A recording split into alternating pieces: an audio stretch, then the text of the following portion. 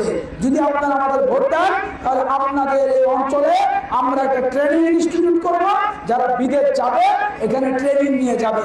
শুধু এটাই না, আমাদের প্ল্যান আছে যে সরকারিভাবে যারা বিদেশ যেতে চায় তাদের জন্য সরকারি খরচে ধরলাম 3 লাখ টাকা লাগবে, তাহলে সরকার 2.5 লাখ টাকা দিবে আর 50,000 টাকা সে দিবে।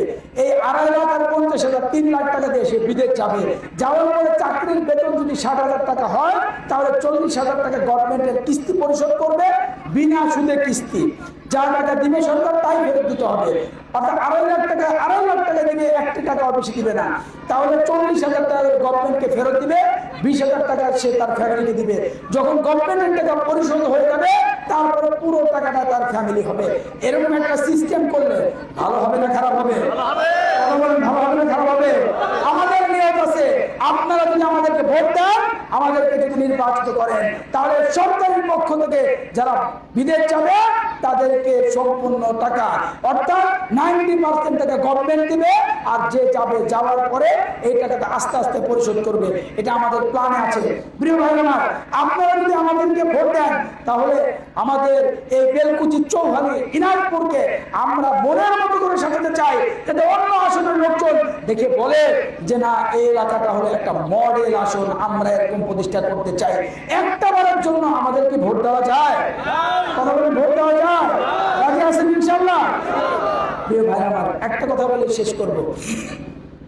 ভোট দেওয়ার পরে এমপি হওয়ার পরে যদি একটা মসজিদ বানায়, যদি মাদ্রাসা বানায়, রাস্তা বানায়, আপনি আমি সব পাবো কি পাবো না? কথা বলেন, পাবো কি পাবো না?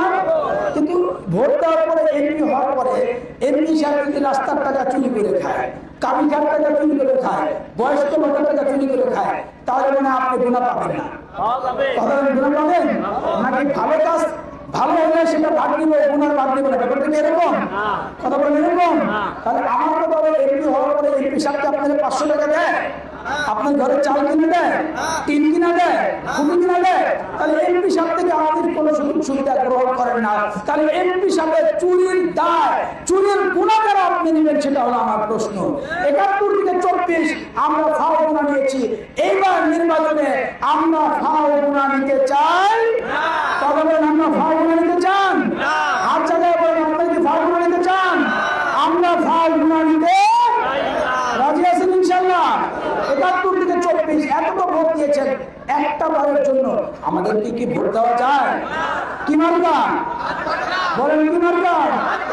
নারায়ে তাকবীর, নারায়ে তাকবীর।